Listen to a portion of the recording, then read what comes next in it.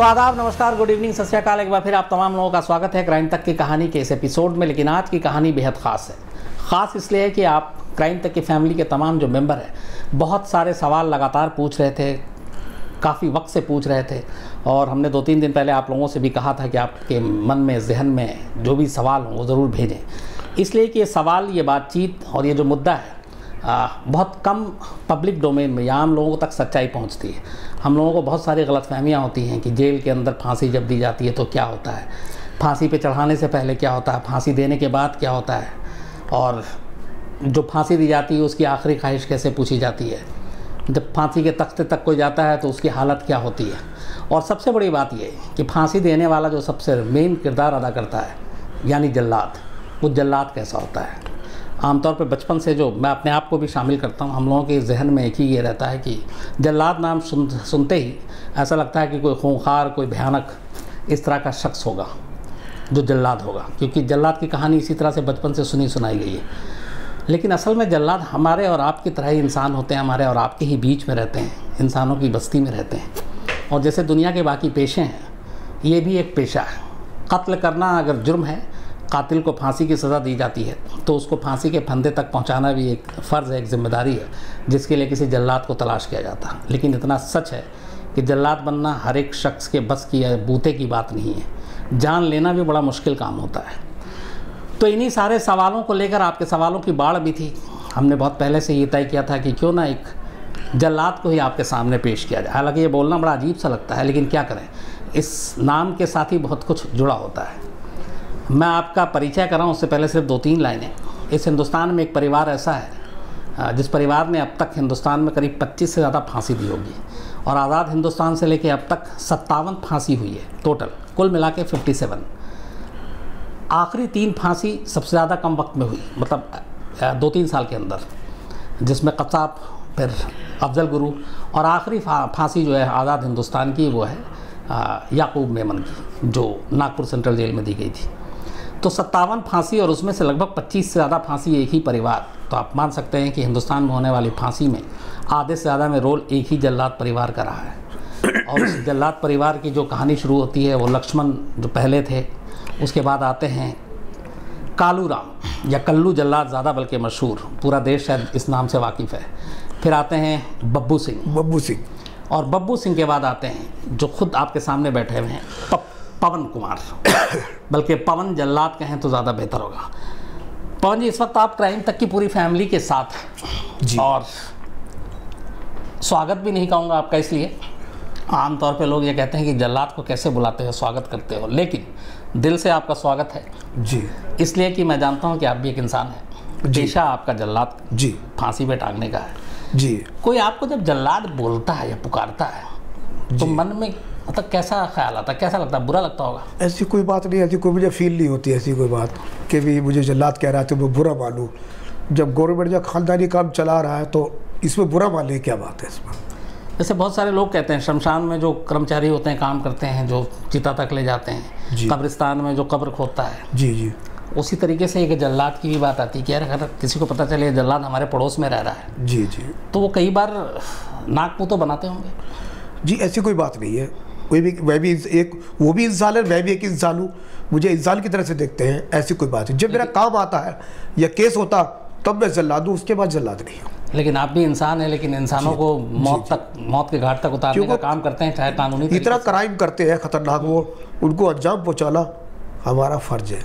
कभी किसी को, आपको मालूम है कि आप जो करने जा रहे हैं, फांसी के फंदे तक लटकाने जा रहे हैं जी, तो जो पहला सवाल है मेरा मन वही कि आपको सुबह किसी एक को मारना है जी, मतलब फांसी पे लटकाना है जी जी, तो उससे पहले उस पूरी रात या उस सुबह आप लोगों के जहन में कुछ अलग चलता है? पहले हम ट्रायल करते हैं, पहले हमारा ट्रायल होता है, पहले रस्सा लाकर। नहीं, मैं ट्रायल के बारे में आऊँगा, मैं सिर्फ अभी सोच की बात कर रहा हूँ कि आपको मालूम है कि अभी रात के 9-10 बज रहे सो जाता हूँ, जो कि सुबह उठ के मुझे फांसी देनी है जी जी, और पता नहीं आपका उस शख्स अगर टीवी में आ गया, जैसे मशहूर हो, मान लीजिए कसाब हो जी जी जी, या फिर याकूब मेमन हो, या फिर अफजल गुरु हो, तो चेहरा और सब कुछ देखा है, लेकिन बहुत सारे गुमनाम भी होते हैं, लेकिन उसे मारने जाना है, सुबह उसको फांसी के ऊपर टांगना है, तो उस वक्त आपके मन में क्या चल रहा होता है? क्या चल रहा है? सुबह दिल निकले भाई, सुबह अपना टाइम जो है अपने 4 बजे 3 बजे उठ जाते हैं, हमें उठा देते हैं वो सिपाही कि चलो भी रस्सा बांधो, और 3 बजे उसको उठा देते हैं कैदी को, अभी तुम नहाओ अपने, जो तुम्हें मुसलमान अभी कुरान पढ़ो, अगर जो हिंदू है तो गीता पढ़ो अपने, और अपने जो इसलिए हम रास्ता बांध देते हैं। 6 बजे का टाइम या 7 बजे, हमारे हिंदुस्तान में कहीं 7 बजे का टाइम है, कहीं 6 बजे का टाइम है, कहीं 9 बजे का टाइम है। आपने कहा कि 3 बजे उठा देते हैं, हमें 4 बजे उठा देते हैं। मान लीजिए 4 बजे, जिसको पता है कि सुबह मुझे फांसी देनी जानी है, मुझे मार दिया जाना है जी, तो क्या वो रात भर सोता होगा? ये तो मैं कह नहीं सकता, लेकिन हम जरूर पता चलता होगा आपको जेल में?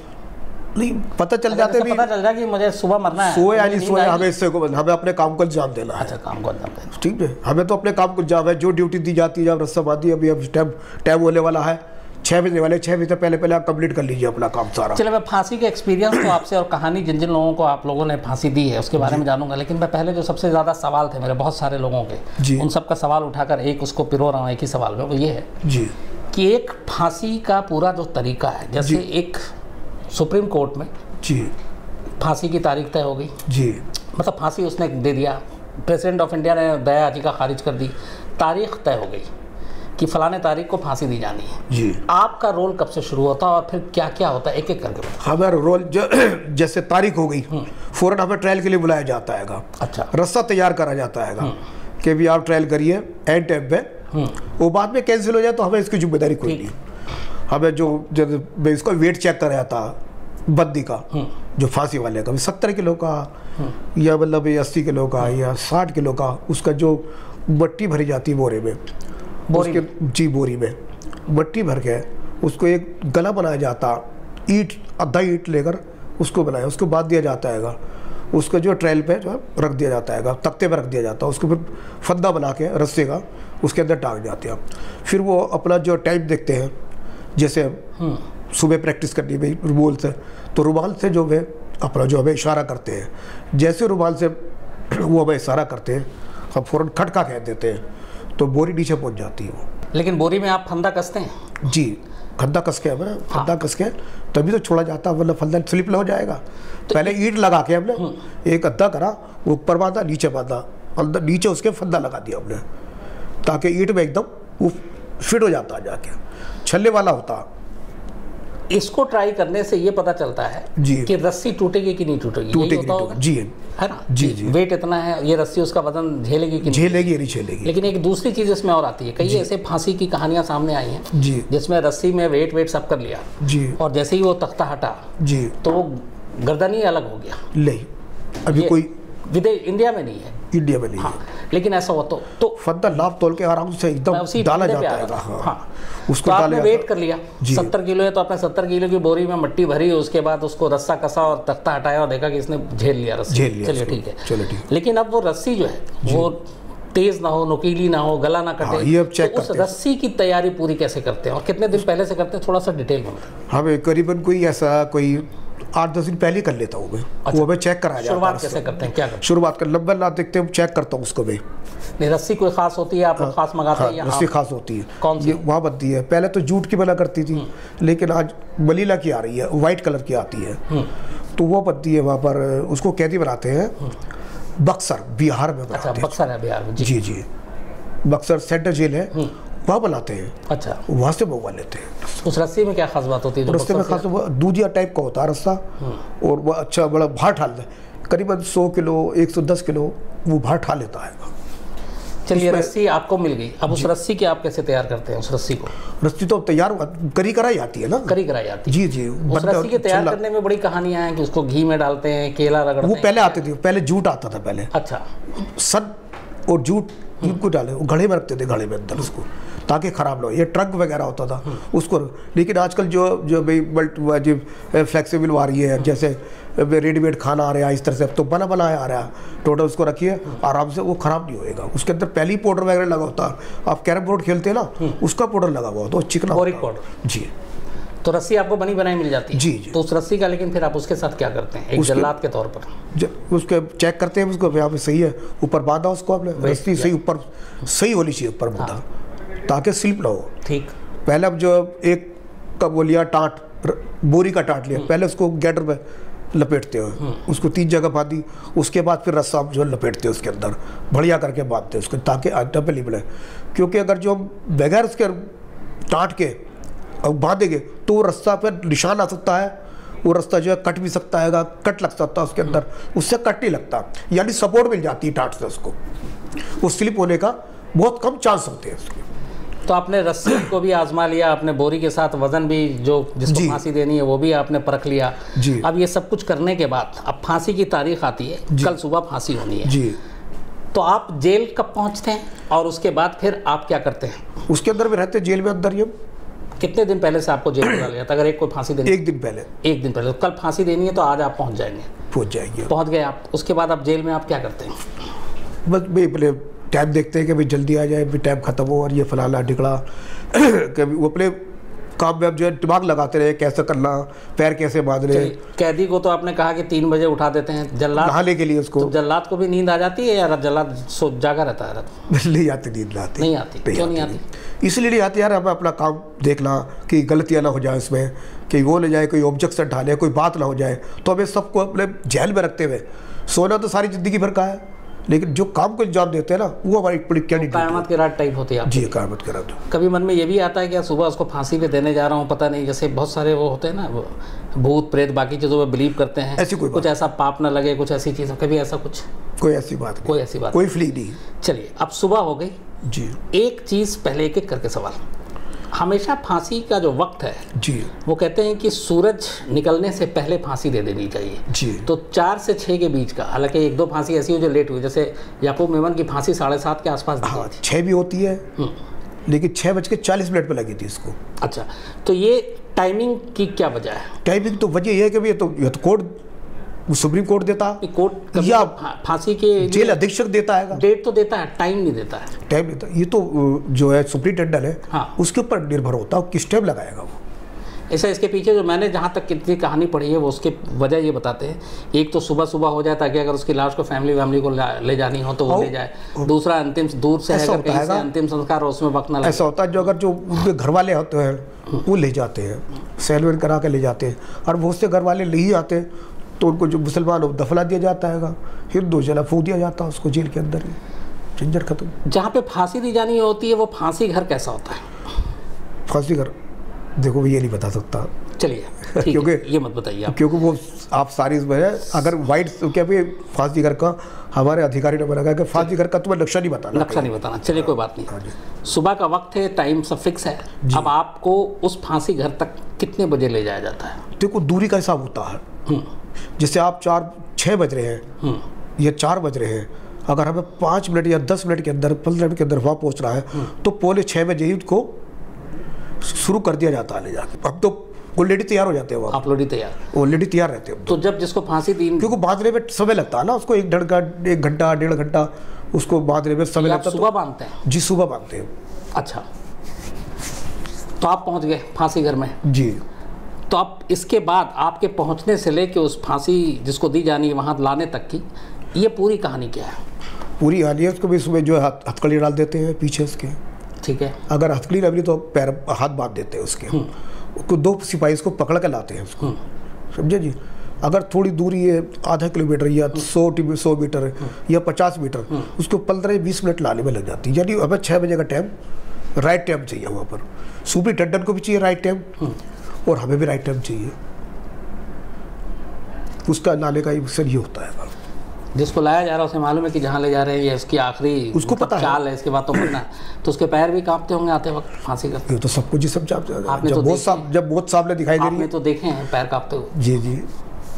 तो वहाँ से जब लेकर आते हैं फांसी घर तक तो उसके अंदर उस वक्त एक जल्लाद, एक जिसे फांसी दी जानी है वो, इसके अलावा कितने लोग होते हैं वहाँ पर? सिपाही होते हैं ऊपर, 4-5 सिपाही होते हैं और जो उसको खड़ा करते हैं, ठीक, फिर हमको इशारा करते हैं, वो बोलते नहीं, हम केवल इशारों में काम होता है। हमारे एक दिन पहले मीटिंग हो जाती है सुप्रिंटेंडेंट से कि अभी ये करना है, वो बात नहीं करनी वहाँ पर। जब फांसी दी जानी है फांसी घर के अंदर, जब फांसी देने वाले को लाया जाता है उसके बाद कोई भी बात नहीं कर सकता, बात नहीं कर सकते, सिर्फ इशारों में आप इशारों में काम। इसकी वजह क्या? इसकी वजह ये होता है कि थोड़ा सा डिस्टर्ब ना हो जाए, अच्छा, या कोई ड्रामा ना कर देगी, पता तो उसको रहती है कि हाँ मुझे लग रहा है, लेकिन बोलते नहीं वो। तो मतलब लीवर खींचने से लेके वो डालने तक सब कुछ इशारे में होगा, इशारे में होता है। चलिए, तो फांसी देने वाला जल्लाद और जो सिपाही उसको पकड़ कर लेके आ रहे हैं वो, इसके अलावा और कौन होता है? उसके बाद सुप्रिंटेंडेंट होता है, ठीक, और डिप्टी जेलर होता है, और जितने भी अधिकारी होते हैं बस ये होते हैं, बस वो डॉक्टर, मजिस्ट्रेट, डॉक्टर होता है, मजिस्ट्रेट, नहीं मजिस्ट्रेट कुछ नहीं होता, केवल सुपरिटेंडेंट, डिप्टी जनरल या सिपाही या डॉक्टर। चलिए अब उसको लेकर आए, अब काबू में है, तो उसके बाद लाने के बाद वहाँ पे कितना वक्त लगता है टोटल सारी प्रक्रिया पूरी करने में? तो जब 10-15 मिनट, 10 मिनट। क्या क्या होता है थोड़ा सा मतलब? पहले टोपा डाला जाता, पहले पैर बांधे जाते हैं, ऑलरेडी हाथ तो बंधे होते हैं। हाँ। उसके बाद पहले पैर बांध के, इसलिए वो इधर उधर ना उसके पैर हिले, वो सीधा का सीधा नीचे जाए। उसके बाद फिर टोपा डाल दिया जाता। टोपा क्यों डालते हैं? इसलिए तो रस्से का निशान उसके सिर उस पर लाए। अच्छा, ये यहाँ तक का होता है? जी जी, ताकि यहाँ तक निशान ना आए इसके। उसके बाद टोपा डाल दिया। टोपा हमेशा कहते हैं कि पीछे से डालते हैं, आगे से? साइड से डालता, क्योंकि ऐसा वो सोचता है कि मैं तो जा रहा हूँ, मैं साले को इसको भी घायल कर दूँ। अच्छा, क्योंकि लात मारने का खतरा हो जाता है उसमें। अच्छा, इसलिए जब भी बनते हैं पैंट साइड से बनते हैं। फोटो पर डाला था, उस साइड से डाला था, फंदा आगे पीछे घूमना पड़ता हमें। अच्छा, क्योंकि फंदा सेट करना पड़ता है यहाँ पर। तो आगे पीछे घूम रहे हैं लेकिन उसके हाथ तो दोनों बंधे होते हैं और पैर रहता है, क्योंकि वो आखिरी वक्त तक जान बचाने के लिए कुछ भी कर सकता है वो, इसलिए। चलिए, फंदा कस गया, नकाब पहना दिया आपने, टोपा मतलब पहना दिया, पैर भी बांध दिया, अब लीवर पे जा रहे हैं। अब जल्लाद जो है उस वक्त जल्लाद की पोजीशन कहाँ होती है? आप लीवर पे। लीवर किस साइड होता है, राइट या लेफ्ट? बहुत से राइट साइड होता है, बहुत से लेफ्ट साइड होता है। अच्छा, हमें वो रुमाल लिए खड़ा रहता है सुपरिटेंडेंट। अच्छा, सुपरिटेंडेंट रुमाल लेके? जैसे ही रुमाल, जैसे मैं उसे ओके करूँगा, वो समझ जाएगा मेरा काम पूरा हो गया। अच्छा, पहले आप अपना इशारा करेंगे थम देके, यानी मेरा काम पूरा हो गया, अब आपका इशारा है। जैसे ही वो रुमाल नीचे गिराए, वो सीधा रुमाल गिराते ही आप लीवर खींच देंगे? रुमाल नहीं गिराएगा, रुमाल इस तरह से नहीं गिराएगा। अच्छा, ऐसे करेंगे? खाते हैं। आपने लीवर खींचा जी, इसके बाद क्या होता है? अच्छा, वो जो तख्त है, लीवर खींचने से पहले मैं बात कर रहा हूँ, एक खास जगह होती है उस तख्त पे जहाँ पे उसके दोनों पैर होने चाहिए। वो चौक का निशान मार देते हैं लीवर के ऊपर नहीं, चौक के ऊपर, तख्ते के ऊपर, तख्त के ऊपर अपना तो सीधा का सीधा वो चौक के निशान के पास ही उसके दोनों पैर होने चाहिए। दोनों पैर होने चाहिए। उसको इशारा कर देते हैं पुलिस को, सिपाही को देनी है, हाँ, उसको दिखाई देता है कि ये निशान है, उसे दिखाई देता है, उसे पता है। फिर हम उसके कहते हैं कि इशारे से वो समझ जाते हैं सिपाही। हम एक दिन पहली मीटिंग होती है हमारे इस बारे में कि तुम्हें ऐसे ऐसा करना, वह बोलना नहीं है बिल्कुल। उसके बाद जब वो गिर जाता, फिर आधा घंटा या 15 मिनट उसको 20 मिनट गिरता, उस वक्त का सीन क्या? उस वक्त सीन का वो इधर उधर हिलता, उसके बाद बिल्कुल सीधा वो 15 मिनट लगती है उसको, फिर टोटल उसको। चलिए, उसका शांत हो गया, वो शांत हो। उसके बाद डॉक्टर आता है, हार्ट चेक करता है, क्या ये ठंडा, वो उतार लीजिए इसको। ठीक है। फिर सिपाही उतारते हैं इसको, उतार के चद्दर होती है, उसको चद्दर जो है उड़ा दी जाती है इसको। फंदा निकाल के अपने जो रस्से से बांध के अपने हमारा काम खत्म। आपका काम खत्म जी। इस एक काम के लिए आपको कितने पैसे दिए जाते हैं? ये पहले शुरू में तो बहुत पैसे दिए जाते थे, लेकिन बड़ों का कहना है कि बस जो इसको जो है बहुत कम इन्होंने सैलरी मिलती थी। ऐसे मिलती थी कि भाई शुरू में जो है 100 रुपये, 25 रुपये, ऐसे करते करते करते करते ये 3000 रुपये हो गए। सन 2013 तक 3000 रुपये रहे। उसके बाद फिर मैंने भाग दौड़ के मैंने सन 2015 में फिर मैंने 5000 कराए। आज वो 5000 है। एक ये भी बहुत सारे लोगों के सवाल थे जी, उसमें ये है कि जब जल्लाद कोई फांसी देने जाता है तो चूँकि उस वक्त ऐसी सारी चीज़ें होती है कि वो होश में हो के ये काम नहीं कर सकता है, क्योंकि किसी की जान लेना भी बड़ा मुश्किल होता है। तो ऐसे में ये होता है कि खुद जेल स्टाफ या बाकी लोग उसे शराब की बोतल देते हैं और कहते हैं तुम पी लो ताकि तुम अच्छे से काम कर सको। ये कितना सच है? गलत, बिल्कुल।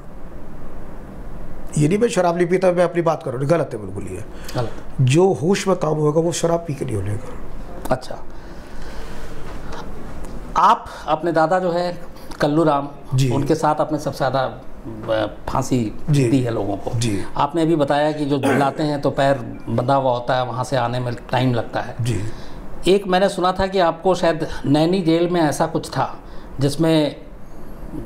जिसको फांसी दी जानी थी, जो इलाहाबाद में, तो वो इतना ज़्यादा मतलब कांप रहा था कि वो पहले ही नीचे पहले ही गिर गया, चढ़ नहीं रहा था। तो पूरी कहानी क्या थी? उसके हाथ पैर आपने शायद कांपते हुए से पहले सर्दियों का मौसम था। जब सर्दियों का मौसम था, हमारे दादी थे, वो बोले भी आप कैसे लाए, मैं सिपाहियों को जबरदस्ती गया, इसको जबरदस्ती लाया, वो पीछे हट जाता था बार बार। वो था कौन जिसको फांसी दी जानी थी? वो बलात्कारी था वो भी। अच्छा, हाँ, बलात्कार किया था उसने। ठीक है। वो बड़ा ड्रामा कर रहा था, फिर उसको जबरदस्ती लाया गया, उसको जबरदस्ती तख्ते पे चढ़ा के अपने चौक का निशान मारकर वैसे खड़ा खड़ा, 2 पुलिस वाले ने उसको पकड़ लिया जोर से, फौरन जल्दी टोपा डगाते हुए रस्सी बांध के फौरन जल्दी से जो है टोपा डाल दिया हमने, जल्दी फटाफट सेट करके मैंने इशारा करा जेल साहब को, 12 झटका नीचे गया। उससे पहले क्या प्रॉब्लम आ रही थी? उससे पूरा चढ़ ही रहा था वो, तो पुलिस वाले पकड़े में फिर भी तख्ते तक नहीं आ रहा है? वो तख्ते तक नहीं आ रहा था, ये था। क्यों, उसके हाथ पैर सब कांप रहे थे? या तो वो ड्रामा कर रहा होगा जान के कि मेरी बहुत है ये।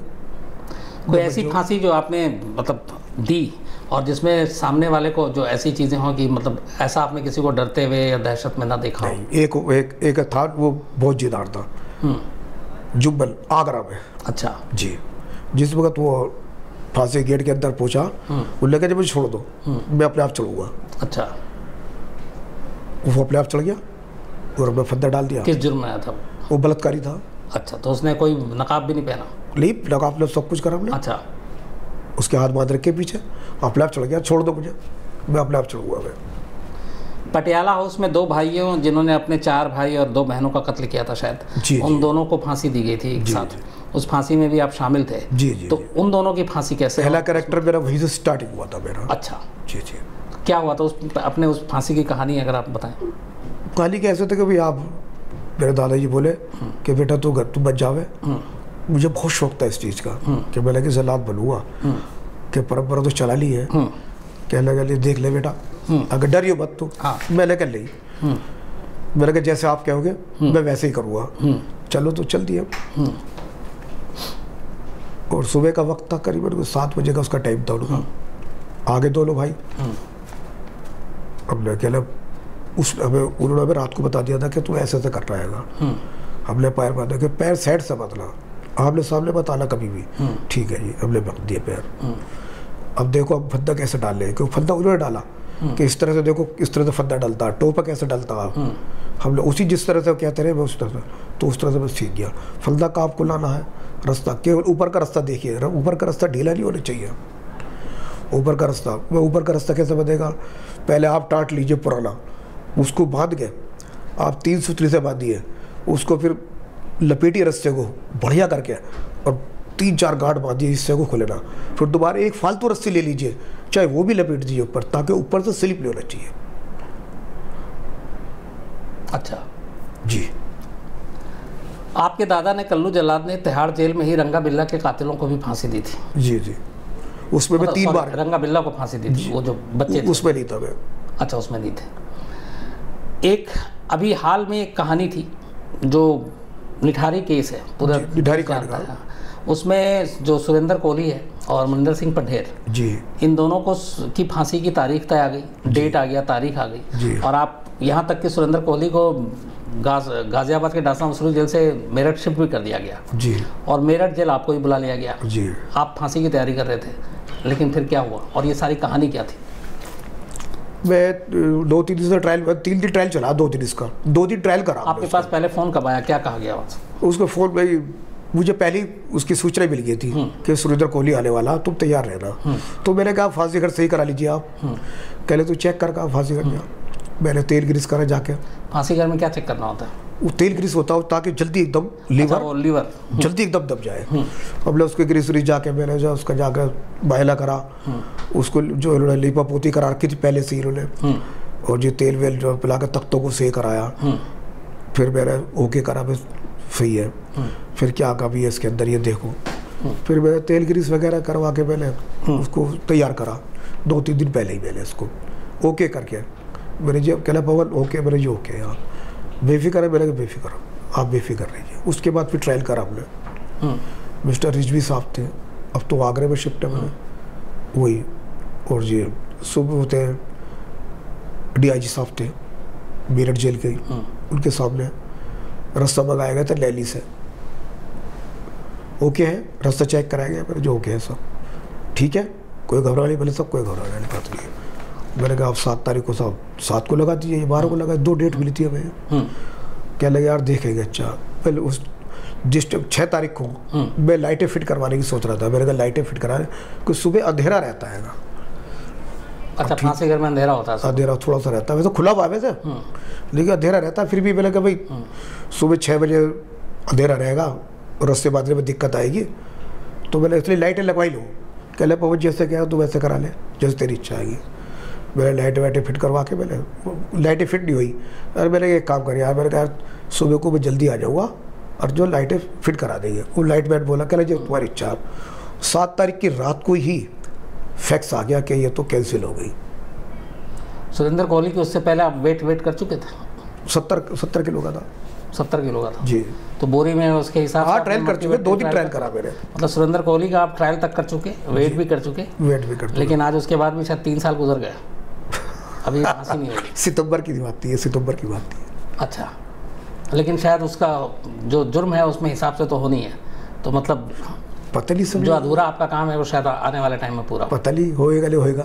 नहीं, मुझे लगता है मैंने जितना स्टडी किया उसके हिसाब से मैं 2 चीज़ें तो कह सकता हूँ। एक, सुरेंद्र कोहली, क्योंकि उस जुर्म की लंबी फहरिस्त है और जिस तरीके का जुर्म है उसमें सवाल नहीं है कि सजाए मौत से कम। मैंने बताया कि 19 केस है उसके ऊपर। हाँ, दूसरा मुझे एक और लगता है जी, तिहाड़ जेल। जी, निर्भया 4 जने हैं वहाँ पर। हाँ जी, तो मुझे लगता है आपको जल्दी ही ये सारा काम मिलने वाला है। एक चीज़ और, आपने अभी हाल में शिकायत की थी, आजकल जो जल्लाद वाला काम है, अब बहुत सारे जो टेक्नोलॉजी और चीज़ें आ गई हैं उससे बहुत सारे लोग कहते हैं कि लोगों का काम कम हो गया, बेरोजगारी बढ़ रही है जी। तो जल्लाद में भी आपने एक आवाज़ उठाई, मैंने कहीं पढ़ा, और आपने अपना गुस्सा विरोध भी जताया जी 2 चीज़ों को लेके। एक, तिहाड़ जेल में जब अफजल गुरु को फांसी दी गई जी, तो उसमें ये हुआ कि खुद पुलिस वाले ही वो लीवर खींचेंगे जी, और जो प्रोफेशनल जल्लाद हैं उनको नहीं बुलाएंगे, मतलब आपको नहीं बुलाया गया जी। और एक कांस्टेबल या हेड कांस्टेबल था जिसने लीवर खींचा, जिस पे आपने अपना विरोध जताया। तो ऐसा क्यों हुआ? और सेम यही चीज़ याकूब मेमन में हुआ, सेम यही चीज़ अफजल गुरु। मैंने उसको बचाया कि जब जल्लादों का काम है तो जल्लादों क्यों नहीं बुलाते हम सुपरिटेंडेंट? हाँ, जबकि काम जल्लादों का है। भाई हमने तो उधर अपने जो ईमेल भेजी थी, पहले मैं अपना एड्रेस भेज दिया, सारा भेजा, मुझे बुलाया क्यों नहीं गया? मुझे इस बात का अफसोस था। तो ये जो नया ट्रेंड शुरू हुआ है, याकूब मेमन, अफजल गुरु और अजमल कसाब जी, इन तीनों को पुलिस वाले ने इनके लीवर खींचे। जी जी। इसके पीछे मेन वजह क्या है? ये मैं कह नहीं सकता इसकी क्या वजह है, नहीं मालूम क्या वजह रही इसकी। लेकिन मैं तो हो सकता है कि मैं तिहाड़ जेल गया था, टेररिज्म से जुड़े हुए थे। ये भी हो सकता है कि उन लोगों ने सोचा हो कि आपकी भी थोड़ी सलामती रहे। हाँ, सलामती रहे, कोई खतरा ना हो जाए मुझे, आपको खतरा ना हो जाए, हो सकता है इस वजह से भी बुलाया। आपके बारे में अब सीधा आता हूँ कि दुनिया में हर एक तरह का पेशा होता है, कोई डॉक्टर बनता है, कोई इंजीनियर बनता है, कोई कुछ और बनता है, कुछ हम जैसे क्राइम रिपोर्टर बन जाते हैं जी। आपने जल्लाद बनना है जी, ये आपके दिमाग में आया कहाँ से? मतलब पुश्तैनी था सिर्फ इसलिए, या लगा कि इस काम में कुछ अलग? पुश्तैनी भी था और मुझे बड़ा शौक था इस चीज़ों का। ऐसी कौन सी चीज़ थी जिसने आपको कहा कि मुझे जल्लाद बनना है? बस मेरे बल में कुछ अपने आप ही कुछ उमंग से उठी कि यार जल्लाद बन गया। मतलब मौत के लिए भी उमंग उठती है? ये जब क्राइम खत्म हो, अच्छा, क्राइम के लिए मैं क्राइम से खिलाफ रहता हूँ कि क्राइम। मैंने कहीं आपका पढ़ा था कि एक बार आप मेरठ जेल गए थे जी, अपने दादा कल्लू जल्लाद के साथ जी। तो जब जेल पे गेट पे ही पहुंचे तो संतरी से लगे बाकी लोगों ने जब सैल्यूट मारा आपके दादा को, जी, तो वो आपके दिमाग में था कि यार जल्लाद को भी ऐसे सैल्यूट मारा जाता है तो मैं भी जल्लाद बनूंगा। ये भी कहीं सच? ये बात नहीं थी। अच्छा, तो किसी ये ने बात झूठ छाप दिया? लेकिन ये था भी थोड़ा सा भी मेरा समाज एक ऐसा समाज है हाँ। जो बेचारे बहुत पीछे है और मैं अपने समाज को जो है उभारने की कोशिश करता हूँ। मेरे समाज में ये है कि भाई थोड़ा मुझे कहते हैं जल्लाद पर यार ये होता, ऐसी कोई बात नहीं। मेरे समाज क्यों मैं ऊपर उठाना चाहता हूँ अपने समाज को। मैं जल्लाद की तो नहीं, फांसी देके आप समाज को ऊपर उठाएंगे? मेरी पावर बनेगी थोड़ी सी। अच्छा, ओके। आप लोगों से संपर्क है, मेरी पावर है। तो आपने मुझे बुला लिया, मुझे आपने थोड़ा आपने मुझे इज्जत दी, आपने मुझे वो नहीं, आप बिल्कुल, आप भी एक इंसान है जैसे दुनिया में बाकी पेशा, आपका भी पेशा है इसमें, और आप जो भी करते हैं कानूनी तरीके से कानून करते हैं। हम तो सुप्रीम कोर्ट के और हाई कोर्ट के मुलाजिम हैं, जैसे वो करेंगे हमें मंजूर है। लेकिन ये एक तो मेरी वेतन कम है, थोड़ा मैंने कितनी बार आवाज़ उठा चुका हूँ मैं, तो मेरी आवाज़ दब जाती है। तो मैंने सोचा कि मानव अधिकार को और जी मोदी जी को, ये सीएम साहब जो है अभी उत्तर प्रदेश के, उनसे मिलूँ, उनसे मैं वेतन के बारे में, मेरे बच्चों को गवर्नमेंट नौकरी नहीं मिली, मुझे इस बात का भी सोच है कि भी गवर्नमेंट वर्कर कोई मिल जाता मेरे जीते जी। और मेरे इस काम को तो मेरे भाई करने वाले बहुत हैं, कोई भी कर लेगा। आपकी अपनी औलाद? 2 बेटे में। तो वो आप आना चाहते हैं आपके पेशे में, आपके इस उनकी मर्जी, लेकिन वो कहते हैं आप तो हमें गवर्नमेंट जॉब दिलवा दीजिए, हम सर्विस करना चाहते हैं। हो सकता है आने वाले टाइम में कंप्यूटर पे बटन दबा के लोगों को मौत की सजा या फांसी दे जाने का कुछ सिस्टम ऐसा हो सकता है, लेकिन होएगा नहीं। एक चीज़ और भी है, आपने जो कहा ये टेक्नोलॉजी आने के लिए। अच्छा नहीं, क्योंकि बगैर मैं ये अपने हिसाब से कह रहा था, जी जी, पता नहीं कितना सच है गलत है, कि एक आपने कहा वेतन पैसे कम है, लेकिन दूसरी एक और भी चीज़ है कि 1947 से लेकर आज 2019 तक सिर्फ देश में 57 लोगों को फांसी दी गई, 57, जबकि इस दौरान में 1400 से ज़्यादा लोगों को सजाए मौत मिली, लेकिन ज़्यादातर की फिर उम्र कैद में बदल दी जाती है। आपको लगता है कि जिस तेज़ी से फांसी की सज़ा को उम्र कैद में बदल दी जा रही है, उससे भी लोगों में कानून का खौफ कम हो गया और इसलिए क्राइम भी बढ़ता है? ये बात है, वही मैं चाहता हूँ कि जब तक ये फांसी का क्रम जारी रहेगा तो अच्छा रहेगा, क्राइम कम होएगा, ताकि जो गले वाली क्राइम है वो डरेगी कि यार इस चीज़ का अंजाम जो होता है फांसी होता है, यार हमें ये काम नहीं गए। 8-8 साल के बच्चों के साथ में, 10-10 साल के बच्चों के साथ में, और जो 12-12 वर्ष के बच्चों के साथ में क्राइम हो रहे हैं, दुर्व्यवहार हो रहे हैं, यौन सब वो हो रहेगा, शोषण हो रहेगा। हमारी जो गवर्नमेंट अगर चाहेगी तो ये फांसी लगवा देंगे तो पता चलेगा क्राइम भी खत्म हो गया। कुछ लोगों के सवाल हैं जो मेल पे भी आए, उसमें एक आपसे पवन जी ये है सवाल जी कि ये कहाँ तक सच है कि जैसे आप फांसी किसी को दे रहे हैं और आपने कहा कि इतना आप ट्रायल करते हैं, फांसी का फंदा ठीक हो, मट्टी की बोरी का वजन नापते हैं, तख्ता ठीक हो, लीवर ठीक हो, क्योंकि अगर उन सारी चीज़ों में वो बच गया एक बार में तो उसे दोबारा फांसी नहीं देंगे? बिल्कुल होगी, वो अंग्रेजों का टाइम होता है। अगर मान लीजिए आपने लटकाया, लीवर खींच दिया, फंदा भी है और फंदा टूट गया और वो नीचे गिर गया तख्ते के और बच गया, तो ऐसे तो 99% आज तक तो हिंदुस्तान में नहीं हुआ नहीं ऐसा। लेकिन अगर ये है कि उसके बाद दोबारा आपको ये कहते हैं कि थोड़ा एहतियात बरतो, क्योंकि अगर एक बार नहीं मिला तो फिर बच जाएगा, ऐसी कोई बात नहीं है, वो होना जरूर है उसको। लेकिन इसमें एक दूसरा मेरा भी अपना भी है कि ऐसा हो गया, मान लीजिए गलती से आपकी रस्सी टूट भी गई, कमजोर निकली, आपने तैयारी ठीक नहीं की जी, और वो बच इसलिए तो हमें ट्रायल करना लेकिन उसके बाद तो अगर दोबारा भी उसको टांग देंगे तो बाहर दुनिया में किसको पता चल रहा है? आप अंदर में तो 6-7-8 लोग बस ये तो आपकी हंसी ने जवाब दे दिया इसलिए मैं कहना नहीं चाहता था। अभी तक आपने जितनी फांसी दी उसमें सबसे देर तक और सबसे कम वक्त में जी वो जो झूलते हैं तख्ता खींचने के बाद जी, आपके हिसाब से कितनी जल्दी कौन शांत हो गया और कौन बहुत ज़्यादा देर तक छटपटाता रहा? नाम के साथ नहीं, लेकिन कोई एक मोहलत होगी, ऐसी कोई बात है 10-5 मिनट का अंदर होता है, बस ज़्यादा, इससे ज़्यादा नहीं होता, क्योंकि 5 मिनट का या 10 मिनट का आगे पीछे हो जाता है। हाँ, क्योंकि ज़्यादातर ये है कि ज़्यादातर लोग ये जानते हैं कि जब तख्ता हटता है और पैर के नीचे से ज़मीन खिसक जाती है जी, उस पल क्या होता है, ये ज़्यादातर लोग आपसे थोड़ा सा वो कह रहे हैं कि आपने डिटेल में नहीं समझाया, तो डिटेल में ये जानना चाहते हैं। आपने सब कुछ हो गया, उधर से जेलर साहब ने रुमाल दिखा दिया, आपने थंब दिखाया, लीवर खींचा जी। अब लीवर खींचने का जाहिर सी बात है कि आप लीवर तो देख नहीं रहोगे, आप तो तख्ते के नीचे और उसके ऊपर ही नज़र होगी। बिल्कुल। तो वो उस वक्त अगले 1-2-3 मिनट तक क्या होता है, वो जो बाकी खड़े रहते हैं लोग, वो उस वक्त क्या कर रहे होते हैं? सभी की नज़र तो उसी पे होगी। हाँ, वो आके थोड़ा सा चढ़ के देख लेते हैं, यार कोई बात तो नहीं, हाँ ऊपर से रस्से को पकड़ लेते हैं बस, ताकि वो हिले तो अब रस्से को पकड़ लेते हैं ताकि सीधा का सीधा रहे। एक और चीज़ है, चूँकि आप कपड़े तो डालते हैं लेकिन मुंह में तो उसका कुछ बांधते नहीं, नहीं बांधते, तो उस वक्त तक कोई चीखना चिल्लाना कुछ नहीं, जैसे जिसको अब मालूम है फंदा कस गया है उसके गले में, तो एहसास हो गया कपड़ा डालने के बाद, अब ये भी पता है कि लीवर खींचेगा इतना, तो उसके दिमाग में कई दिन से चल रहा होगा जब उसे पता फांसी पे चढ़ना है, फांसी पे चढ़ना। तो उस वक्त कोई ऐसा आके जैसे आपने हाथ पर, वो तो बेबस हो गया लेकिन मुंह तो खुला हुआ है, तो या कभी मुंह बंद भी कर देते हैं? नहीं, तो वो चीखता चिल्लाता है उससे पहले, कुछ रोता गिड़गिड़ाता है? कुछ भी नहीं, खामोश हो जाता है। खामोश रहता है, तो उसे तो पता ही है कि मुझे आज मेरी बहुत है, तो चिल्लाने से गिड़ेगा तो कुछ नहीं होने का। तो मतलब उससे बोला ही नहीं जाता है कुछ? नहीं।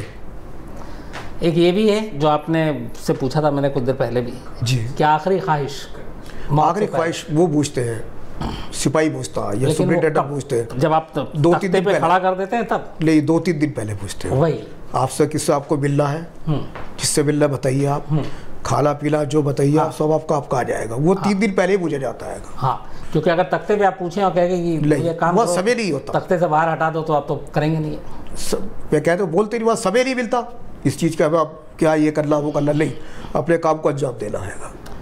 फांसी से पहले नहलाने धुलाने का जो कहते हैं कि वो जाओ नहा लो, 3 बजे बाल्टी भर के दी जाती है उसको, साबुन वगैरह दी जाती है, अब नहा लीजिए, वाइट कपड़े पहना देते थे उसको। पवन जी, आपकी अपनी पूरी ज़िंदगी में, हालांकि अभी आपका करियर ख़त्म नहीं हुआ, क्योंकि अभी मैंने आपको जैसे बताया कि अभी तो निठारी के गुनहगार हैं, निर्भया के हैं, बाकी भी कई कतार में हैं। जी जी। हाँ, तो अभी तक लेकिन जो आपने फांसी दी, जी, कोई ऐसी फांसी जो आज तक आप न भूले हों, आपको लगा होगा कि हाँ ये हाँ, इलाहाबाद में था ये केस।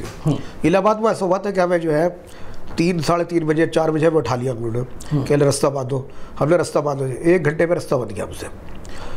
तो मैंने कहा लाओ, उसको हमने चौक का निशान लगा दिया। चौक का निशान लगा दिया, हम लाओ। तो हमें जो है 5 बज के करीबन को 30 मिनट हो गए हमें। वो थोड़ी दूरी में है, वो कैदी दूरी बता 15 मिनट इसको लाने वाले। उसके बाद 5 बज के 45 मिनट हो गई। मैं जल्दी लाओ, टाइम हो जा रहा। सुबह बोला भी 6 बजे जल्दी लाओ। वो करते करते करते करते ड्रामा कर रहा था बहुत ज़्यादा।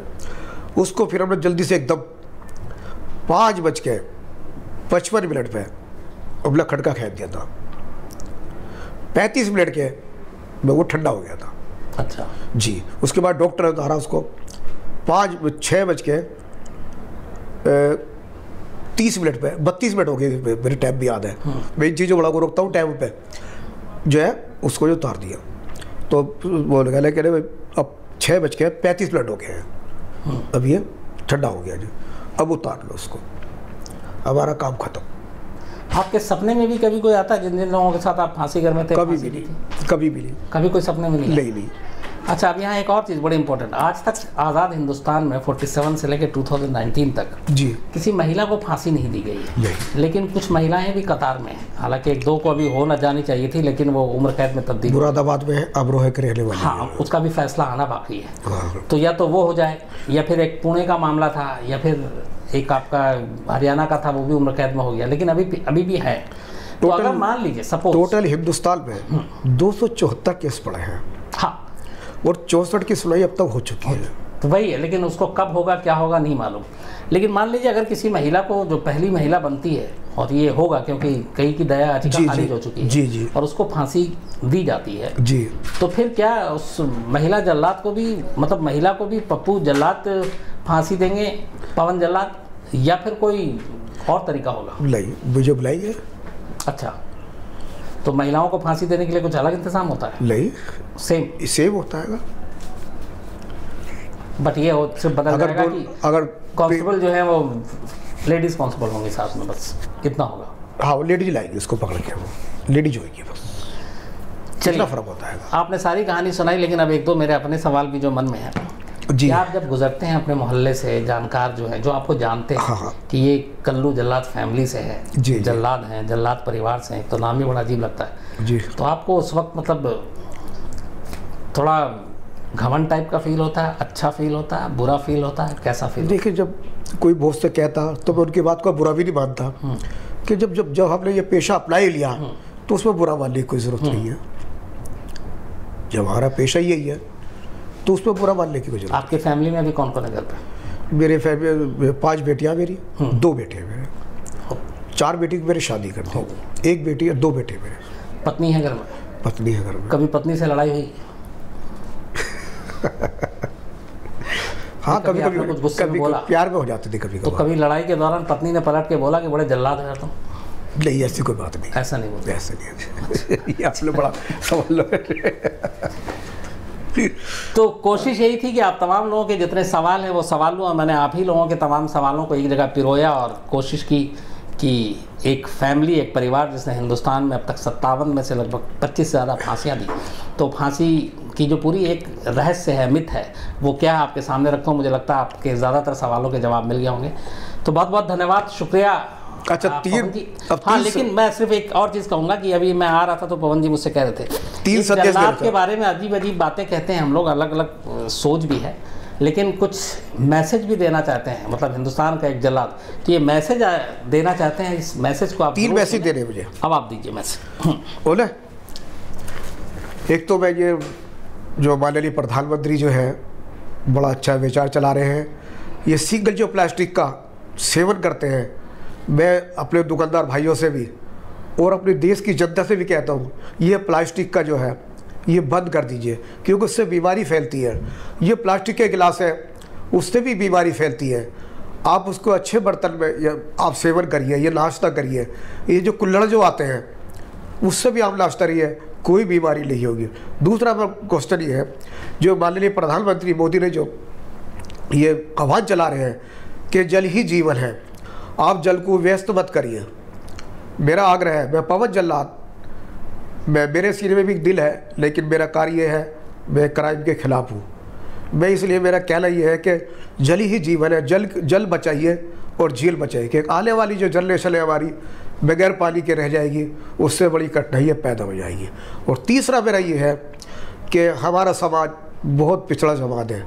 मैं पवन जल्लाद अपने समाज से है, हमारे समाज में ये है कि आज तक मेरा ढेवा समाज है, पहचान पत्र यानी जो है प्रमाण पत्र कोई नहीं बनाता हमारा हिंदुस्तान के अंदर, जिससे हमारी जो है जाति पहचानी जाए कि ये ढेवा समाज से है। ये ढेवा समाज छाछ वाले कहते हैं। मैं अपने समाज के लिए यही गुहार करता हूँ प्रधानमंत्री जी से, या जो हमारे उत्तर प्रदेश के हैं आदित्य नाथ जी हैं, वो हमारी सहायता करें, इसमें हमारे समाज को ढेवा समाज के जो है दर्जा दीजिए। मैं ये कह रहा हूँ कि जो पवन जी ने कहा, मैं दो ही चीज़ कहूँगा कि किसी फांसी पे चढ़ने वाला शख्स कोई है, वो जल्लाद से कितनी भी अपील करे, वो जल्लाद पिघलता नहीं है, सुनता नहीं है। लेकिन यहाँ पवन जल्लाद खुद अपील कर रहे हैं और इन्होंने अच्छी बातें कही हैं, चाहे वो पानी की हो, प्लास्टिक की हो, या इनकी जाति के उत्थान के लिए। तो मुझे उम्मीद है कि इनकी ये चीज़ें ज़रूर पूरी हों, यही मेरी दुआ है। और जो भी संबंधित लोग हैं वो इनकी बातों को सुने और समझें और उसे पूरा करें। जी बिल्कुल पवन जी, तो जो भी कहा इन्होंने बिल्कुल आप माने और वो चीज़ें करें। थैंक यू वेरी मच और शुक्रिया आपका पवन साहब।